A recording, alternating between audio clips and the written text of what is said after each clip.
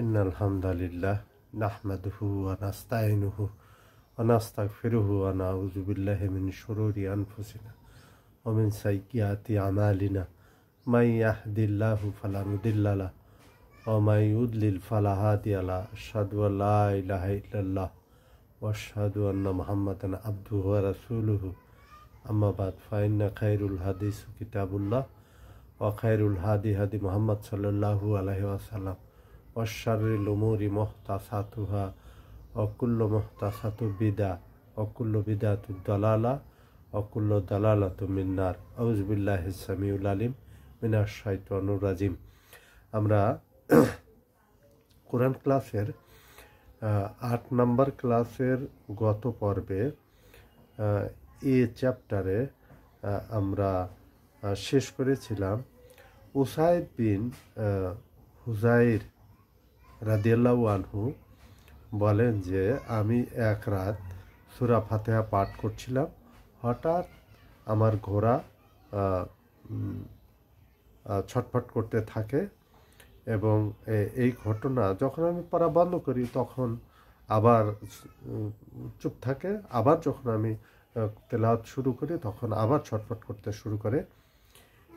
এইটুকু পর্যন্ত সূরা বাকারার যে ফজিলত, সূরা বাকারার যে কেরামত, যে সূরা বাকারার যে মজেজা, সেই বিষয়ে আমরা আলোচনা করছিলাম। রাসূল সাল্লাল্লাহু আলাইহি সাল্লামের কাছে গেলে তিনি বলেন যে তুমি যদি তেলাওয়াত বন্ধ না করতে তাহলে তুমি দেখতে যে ফেরেশতারা নিচে নেমে আসছে এবং সকলেই তাদেরকে দেখতে পেত।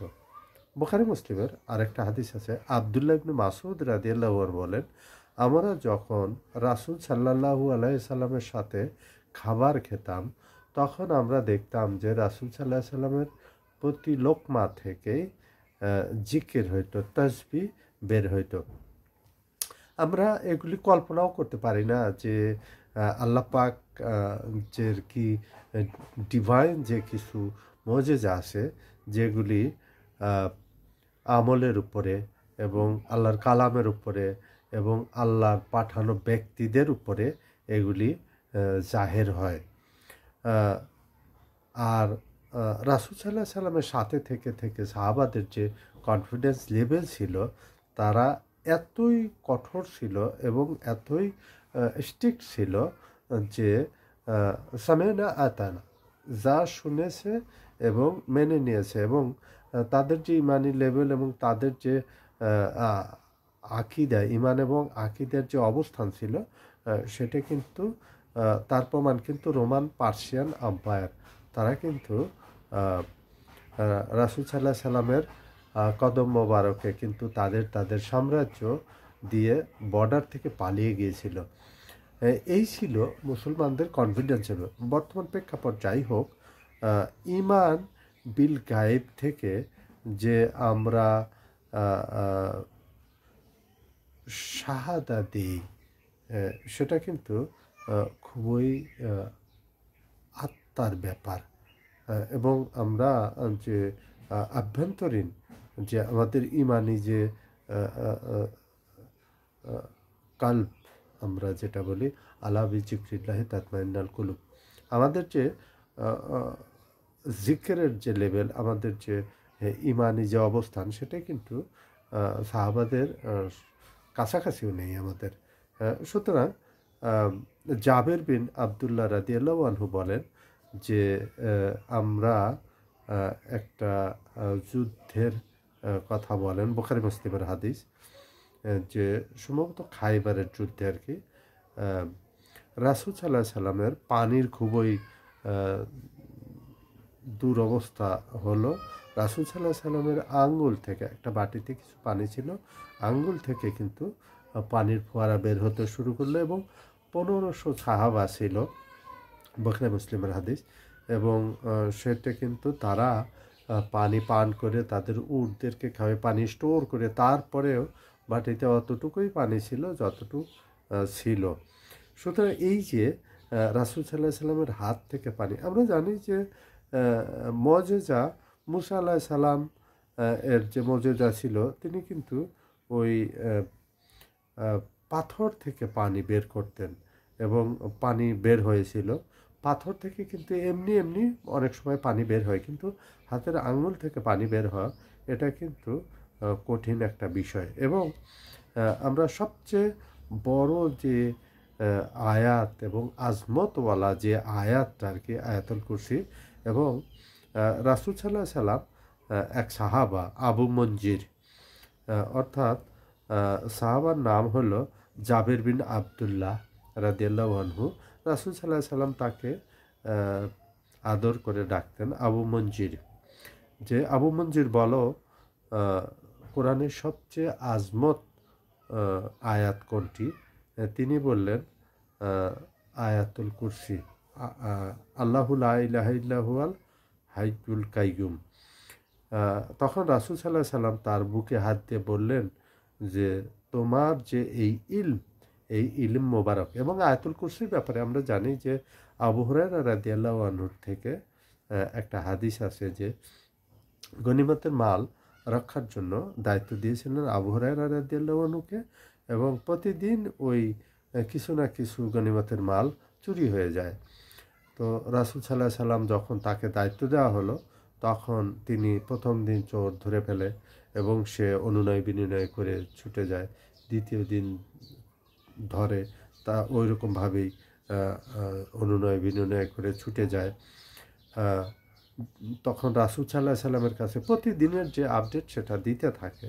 শেষের দিনের যে বিষয়টা ছিল দ্বিতীয় দিন, তখন রাসূল সাল্লাল্লাহু আলাইহি সাল্লাম তাকে বলে যে তৃতীয় দিনেও সে আবার আসবে। এখন বিষয়টা কিন্তু অবশ্যই একটা জটিল বিষয় যে রাসূল সাল্লাল্লাহু আলাইহি সাল্লাম প্রথম দিন বললেন যে সে দ্বিতীয় দিনে আসবে, দ্বিতীয় দিনেও বললেন যে সে তৃতীয় দিনেও আসবে। তো নিশ্চয়ই বিষয়টা একটু কঠিন জটিল বিষয়। তখন আবু হুরায়রা রাদিয়াল্লাহু আনহু ওইভাবেই প্রস্তুতি নিয়ে তাকে ধরে ফেললেন এবং সে তাকে একটা ওজিফা বলে যায়। সেটা হলো যে যদি কেউ রাত্রে আয়াতুল কুরসি পাঠ করে রাত্রে শয়ন করে, তবে একটা ফেরেশতা সারা রাত তাকে পাহারা দিতে থাকে। যখন রাসূল সাল্লাল্লাহু আলাইহি সাল্লামকে জিজ্ঞেস করেন যে ইয়া রাসূলুল্লাহ ওই ব্যক্তিকে, অথবা রাসূল সাল্লাল্লাহু আলাইহি সাল্লাম তাকে জিজ্ঞেস করেন যে আবু হুরায়রা তুমি কি জানো ওই ব্যক্তিকে? তখন আবু হুরায়রা রাদিয়াল্লাহু আনহু বলেন যে আল্লাহ এবং আল্লাহর রাসূল ভালো জানেন। তখন রাসূল সাল্লাল্লাহু আলাইহি সাল্লাম বলেন যে সে ছিল শয়তান। সে মিথ্যা কথা বলে, কিন্তু এই কথাটা সে সত্য বলছে। এর থেকে কিন্তু বোঝা যায় যে একজন যদি ফাসেক অথবা একজন যদি পাপী ব্যক্তিও যদি হক কথা বলে, সেটা গ্রহণ করা যেতে পারে। কে বলল সেটা কিন্তু বিষয় না, কি বলছে সেটা হলো বিষয়। এবং যে আমরা যে বিষয়গুলি আলোচনা করে থাকি বিভিন্ন বিষয়ে, তাতে দেখা যায় যে আমাদের মধ্যে অনেকে কম ইলমের অধিকারী এবং কম জ্ঞানের অধিকারী, তার কথা আমরা উপেক্ষা করে যাই। আসলে এটা ঠিক না, উচিত নয়। এবং আমাদের কিছু মাযহাবগত সমস্যা আছে, সেটা হলো বেদাতি, ওহাবি, তারপর রফাদানি, রাবজি, মওদুদিবাদী, আহলে হাদিস, এই যে কিছু কিছু একে অপরকে শিয়া বিভিন্ন ধরনের ভাষায় আমরা কথা বলে থাকি এবং তাদেরকে তুচ্ছ তাচ্ছিল্য করে থাকি। ওইটা কিন্তু বিষয় না। বিষয়টা হলো যে হক কথা, যেমন সূরা বাকারা 179 নম্বর আয়াতে আছে যে যে সুদ খায় তার সাথে আল্লাহ পাকে, আল্লাহ এবং আল্লাহ রাসূলের যুদ্ধ। এই কথাটা যেই বলুক না কেন, একজন সুদখোরও যদি বলে, তবুও কিন্তু আমাদের ধরে নিতে হবে যে কথাটা সত্য। সে সুদ খায়, কিন্তু সে এই যে একটা হলো না জেনে একটা অন্যায় করা, আর একটা হলো জেনে শুনে, এটা কিন্তু আরও কঠিন। সে জেনে শুনে ইচ্ছে করে এই কাজগুলি করতেছে, এটা কিন্তু কঠিন একটা অন্যায়। এবং এর অর্থ এই নয় যে আমরা বলবো যে নিজে সুদ খায় আবার সে সুদের হাদিস শোনায়, এটা কিন্তু বিষয় না। বিষয়টা হলো যে আমরা ওই পাপটাকে ঘৃণা করব, পাপীকে নয়।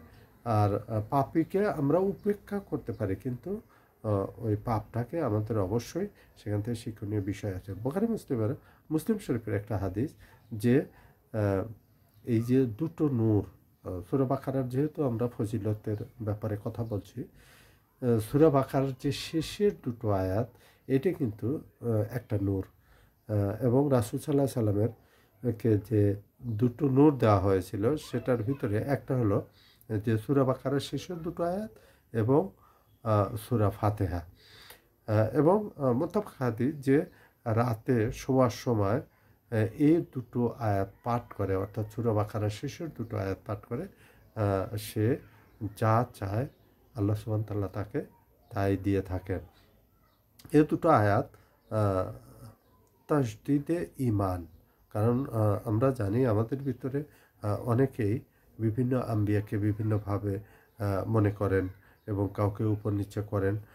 অবশ্যই উলুল আজম ৫ যে আম্বিয়া আছে তাদের ব্যাপারে আল্লাহ পাক কোরআনে উল্লেখ করেছেন। এতে কোনো সন্দেহ নেই। কিন্তু রাসূল সাল্লাল্লাহু আলাইহি সাল্লাম নিষেধ করছেন আমাকে ইউনূস আলাইহিস সালামের সাথেও তুলনা করবে না। কারণ একবার রাসূল একজন মুসলমান এবং একজন ইহুদি তর্ক করছিল যে মুসা আলাইহিস সালাম ফজিলত বেশি না মুহাম্মদ সাল্লাল্লাহু আলাইহি সাল্লামের ফজিলত বেশি। তখন যাই হোক রাসূল সাল্লাল্লাহু আলাইহি সাল্লামের কাছে আসলে তিনি বলেন যে এই ধরনের কথা তোমরা কাউকে বলো না। আল্লাহ পাক যাকে যার উপরে যেভাবে যতটুকু ফজিলত দিয়ে থাকেন। এখন বুখারী মুসলিমের একটা হাদিস আছে, রাসূল সাল্লাল্লাহু আলাইহি সাল্লাম যখন বলেন যে আমাকে কিয়ামতের দিন প্রথম উঠানো হবে এবং আমি উঠেই গিয়ে দেখি যে মুসা আলাইহিস সালাম আল্লাহ পাকের আরশের পায়া ধরে দাঁড়িয়ে আছে। এখন আমরা জানি যে কোরআনে একটা আয়াত আছে, সেখানে মুসা আলাইহিস সালাম আল্লাহকে দেখতে চেয়েছিল। আল্লাহ পাক বলছে না, দেখা যাবে না, আমাকে দেখতে পারবে না। সুতরাং এমনও হতে পারে যে আল্লাহ পাক তার উপরে ওই কিয়ামতের যে তাজাল্লি সেটা কোনো কাজ করে নাই, অথবা আল্লাহ পাকের কোনো বিশেষ একবার তো তার উপরে সে তো অজ্ঞান হয়ে নূরের তাজাল্লিতে পড়েই ছিল। যে কোনো একটা বিষয় হতে পারে। অতএব এটা কারোর উপরে কাউকে কোনো আম্বিয়ার উপরে ফজিলত দিতে নেই। ইউনূস আলাইহিস সালামের কথা বলা হয়েছে এই কারণে যে ইউনূস আলাইহিস সালাম একজন আম্বিয়া ছিলেন এবং তার ব্যাপারে আল্লাহ পাক কিছু কথা বলেছিলেন যে সে সূরা কাসাসে, সূরা তহা আছে যে সে যদি আমাকে ওই স্থান থেকে না ডাকতো তাহলে সে কিয়ামতের দিন তাকে ওখান থেকে উঠানো হতো, অর্থাৎ মাছের পেটি তার জন্য কবর হয়ে যেত। সুতরাং মুসা আলাইহিস সালাম এবং ঈসা আলাইহিস সালাম, অথবা ঈসা আলাইহিস সালাম মৃতকে জীবিত করতেন, মুসা আলাইহিস সালাম আল্লাহর সাথে কথা বলতেন, এবং যত আম্বিয়া ছিল তাদের কোনো না কোনো মজেজা আল্লাহ পাক দিয়েছেন ওই সময়ের প্রেক্ষাপটে। কিন্তু আমাদের নবী করিম সাল্লাল্লাহু আলাইহি সাল্লাম রে কিন্তু তিনি ইমামুল আম্বিয়া বানিয়েছেন এবং আখেরি আম্বিয়া, খাতুমুল আম্বিয়া। সুতরাং তার সাথে কারোর কোনো আমরা তুলনা করতে পারি না এবং তিনি আমাদের মতোই একজন মানুষ ছিলেন অ্যাজ এ স্পেসিস হিসাবে, কিন্তু গুণগত মানগত যে বিষয়গুলি সেগুলি তার মওজেজার দিক থেকে সবচেয়ে বড় মওজেজা হলো কোরআন। এবং কোরআনের যে সূরা ইমরানের ৭ নম্বর আয়াতে আছে যে কোরআনের কিছু কিছু আয়াত আছে স্পষ্ট, যেমন মহকামাত, আর কিছু কিছু আয়াত আছে সেটা হলো মুতাশাবিহাত। সুতরাং আমরা মহকামাত অথবা মুতাশাবিহাত আমরা ওই দিকে যাব না, আমরা ওইটুকুই ব্যবহার করব যতটুকু আমাদের আল্লাহ পাক আমাদেরকে নির্দেশ দিয়েছেন। সুতরাং মুতাশাবিহাত আয়াত নিয়ে আমরা অযথা তর্ক বিতর্ক করব না, কারণ মুতাশাবিহাত আয়াতগুলির ব্যাপারে আল্লাহ পাক ভালো জানেন। এবং আম্বিয়া আলাইহিস সালাম যেহেতু আম্বিয়া আলাইহিস সালামের সিলসিলা যেহেতু শেষ, আমরা ওই মুতাশাবিহাত আয়াত সম্পর্কে আমরা আর বেশি কিছু জানতে পারবো না, আর জানা সম্ভব না। আর এইটাই আল্লাহ পাকের মওজেজা যে তোমরা আর জানতে পারবে না। সুতরাং এই বিষয়গুলি আমাদেরকে অবশ্যই লক্ষ্য রাখতে হবে এবং আল্লাহ পাক আমাদেরকে এই যে সূরা বাকারা আহ, উম, যে দিয়েছেন, এবং সূরা বাকারা যে আমাদের কোরআনের যে ইন্ডেক্স, অর্থাৎ সূরা বাকারা তেলাওয়াত করলে যে কিছু কিছু বিষয় আমরা জানতে পারি, সেটা হলো যে এই সূরা বাকারা মানে এটা হলো কোনো সন্দেহ নয়, সন্দেহ নেই। আহ, জালিকাল কিতাবু লা রয়বা ফি হুদাল্লিল মুত্তাকিন। আর এটা হলো মুত্তাকিদের জন্য। মুত্তাকি হচ্ছে হলো তাকওয়া, যাদের তাকওয়া আছে তাদের জন্য। আর তাকওয়া কি?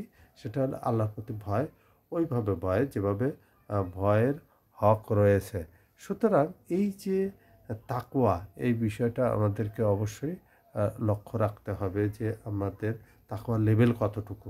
এবং সূরা আনামের ইহুদি ও খ্রিস্টান মুহাম্মদ সাল্লাল্লাহু আলাইহি সাল্লামকে যেভাবে জানতেন, তাদের সন্তানদেরও সেইভাবে এই যে এই কোরআন নাজিল হয়েছে যার উপরে, মুহাম্মদ সাল্লাল্লাহু আলাইহি সাল্লামের উপরে, এনাকে ইহুদিরা এমনভাবে জানতেন যে যেমন তাদের সন্তানদের জানেন। তারপরেও কিন্তু আল্লাহ পাক তাদের কপালে হেদায়েত রাখেনি। আমাদের কপালে হেদায়েত আছে, এবং আল্লাহ পাকের অনেক বড় মেহেরবানি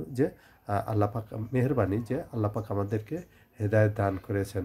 আল্লাহুম্মা ইয়াহদিনি ফিমান হাদাইতা ওয়া আফিনি ফিমান আফাইতা ওয়া তাওয়াল্লাইনা ফিমান তাওয়াল্লাইতা। এই যে আল্লাহ পাকের কাছে আমরা দোয়া করে থাকি ভেতরে, যে দোয়ায় কুন্নত হিসাবে, যে আল্লাহ পাক যেন আমাদেরকে হেদায়েত দান করেন, এবং যাদেরকে হেদায়েত দান করেছেন তাদের অন্তর্ভুক্ত করেন। সুতরাং আমরা ইহুদি নাসারাদের মতো আমাদের মধ্যেও যেহেতু বিভিন্ন রকমের মতপার্থক্য আছে, যাই হোক না কেন, সূরা নিসার ৮২ নম্বর আয়াতে যদি এই কিতাব অন্য কোনো মাধ্যম থেকে আসতো, তাহলে এখানে অনেক ইখতিলাফ দেখা যেত। আসলে এই যে এই কিতাবটা কিন্তু খুবই গুরুত্বপূর্ণ একটা কিতাব, এবং আল্লাহর পক্ষ থেকে। কারণ কাফের মুশরিকরা এইগুলি বলতো, এটি বিভিন্ন ধরনের উৎস থেকে, যেমন জাদুবিদ্যা সহ বিভিন্ন ধরনের বিদ্যা বিভিন্ন উৎস থেকে এসে থাকে। সুতরাং ওই রকমই কোনো উৎস থেকে এসব এসেছে। সুতরাং এইখানে আমরা যেটা বলতে পারি সেটা হলো যে অন্যান্য মুসলিমরা যে ইসলাম গ্রহণ করেছেন, তারা কিন্তু কোরআনকে দেখে, কোরআনকে বেছেই কিন্তু, কোরআন পাঠ করেই কিন্তু এই ইসলাম গ্রহণ করেছেন। এবং তার মধ্যে আমরা জানি যে আব্দুর রহিম গ্রিন, ইউসুফ এস্টাস, তারপর আমরা জানি যে জোসায়া, বিভিন্ন রকমের যে বড় বড় প্রিস্ট ছিল, তারা কিন্তু এই কোরআন এর মাধ্যমেই কিন্তু ইসলাম গ্রহণ করে। দুঃখজনক হলেও সত্য যে আমরা আজ কোরআন থেকে অনেক দূরে। ওমা আলাইনা ইল্লাল বালাগ। জাযাকাল্লাহু খাইরান ওয়া আহসানুল জাযা।